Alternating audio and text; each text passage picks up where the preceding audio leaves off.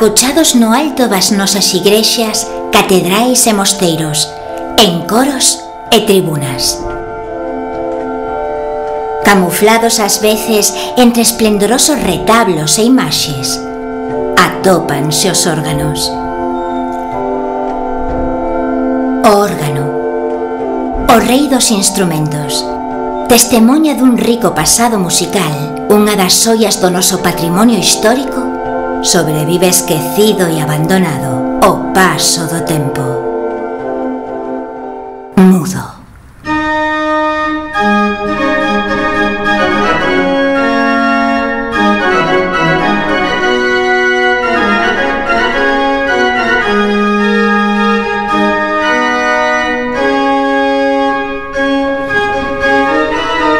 O obxecto de reverter esta situación, en abril de 2009, inicianse os traballos para a catalogación dos órganos de Galicia. A situación de abandono e descoñecemento da maior parte deles leva a Xunta de Galicia a encargar a un equipo multidisciplinar de expertos a realización dun proxecto que determine o número de instrumentos existentes, avalíe o seu estado de conservación e recomende as medidas de intervención específicas adaptadas a cada un destes complexos instrumentos musicais. O proxecto ponse en marcha coa formación de 3 equipos, cada un deles cunha misión específica.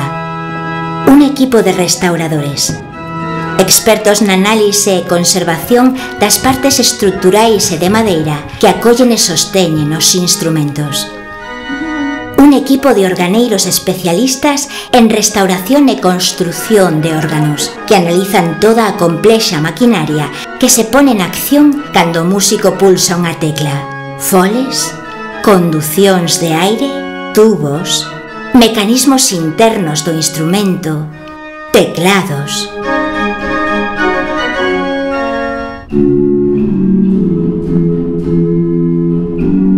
Por último, un equipo técnico responsable da coordinación dos restantes equipos, que ten ademais outras 2 importantes misións: gravar o son dos instrumentos e facer un completo rexistro fotográfico do seu exterior e interior, desas entrañas ocultas do órgano, que é onde realmente se atopa o instrumento. Os traballos comezan na primavera de 2009 na diocese de Lugo, continuando logo polas de Mondoñedo Ferrol, Ourense e Astorga.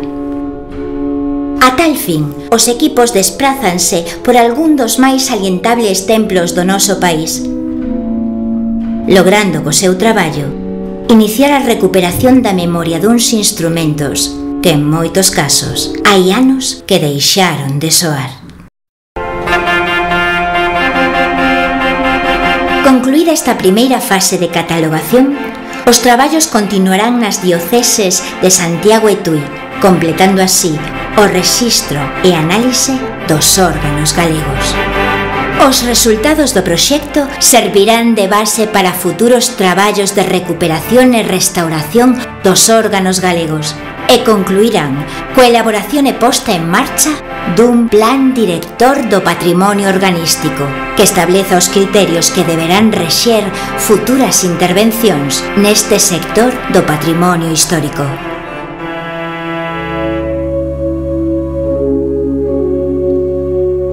Ademais, o proxecto de catalogación contempla tamén aspectos de dinamización e educativos que poñan en valor os órganos mediante a organización de concertos e actividades didácticas.